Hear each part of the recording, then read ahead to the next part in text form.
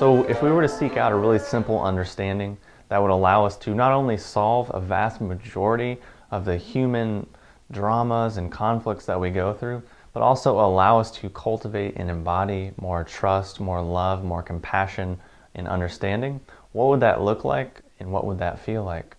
That's precisely what we're going to talk about in this video. And we're going to accomplish that through just studying the obvious, studying the common sense, and studying the practical. So the first example that we'll use to understand this comes from the text called the Tao Te Ching, which if you've never heard of it, you never read it, highly recommend doing so and reading it and buying it and studying it. You know, it's a book that you can easily flip through in, an hour or two, but you can easily study it for a lifetime. So basically the first line of this book says, "The Tao that can be told is not the universal Tao," or "The name that can be named is not the universal name," or the name that can be told is not the universal thing. Basically what that means is corollary to the phrase which comes from general semantics, which says that the map is not the territory. Meaning the word, the symbol, the conceptual thing we're using is not the actual thing that is existing in existential reality. For example, if you're really thirsty and you run up to me and you say, "Hey man, I'm really thirsty," and I say, "Oh yeah, water, H2O, water. You need some water? Water's awesome. I heard about water. I learned about it in chemistry class. I read Victor Schauberger's book on it. I talked about water. I've studied water." So basically, I'm just sitting here telling you about water, talking to you about water. But that word water is not the actual existential thing which is going to solve and quench your thirst. Much in the same way, we confuse the symbols for the actual thing.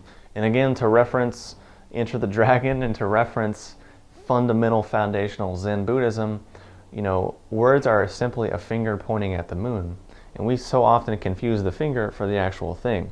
So how this concept translates from Taoism, from general semantics, from Zen Buddhism, from psychology, from neuro-linguistic programming, from all of these things to what we're talking about here as far as developing and solving interpersonal conflicts, as well as developing more compassion and understanding, is that really the root cause of a lot of human drama and human suffering and human sort of conflict is exactly this. We're arguing over symbols. We're arguing over stories. We're arguing over interpretations. And it's like, let's say we're all together in a big music class. We're all in school. We're trying to learn music. We're learning music theory. And the teacher says, "Okay, I'm going to play a note. I need you to guess the note." And so the teacher plays the note. And I say, "Oh, that's C sharp." And the other person goes, No, it's D flat." And I'm like, "No, it's C sharp." And they're like, "It's D flat." And then all of a sudden we're like, "Oh yeah, really? You want to say that to my face? Really?" And then we start, "Oh, your mom's this, your mom's that." And we start going on in this whole thing. And that's pretty much what happens.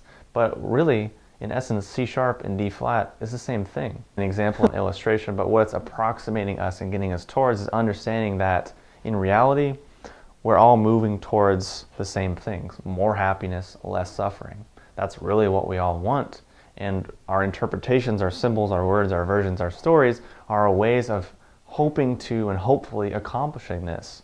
So what we're basically doing when we're sort of engaging at this low level of consciousness and fighting over maps and fighting over stories, or fighting over this diet is better than this, or this diet is better than that, or I swear this was this or this was that.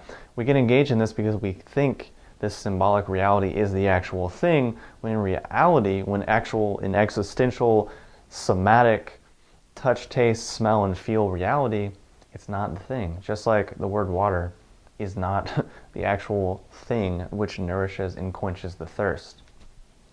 Just like reading and studying about nutrition all day doesn't actually nurture us, doesn't actually nourish us, because reading about vitamin B12 or vitamin C is not vitamin C.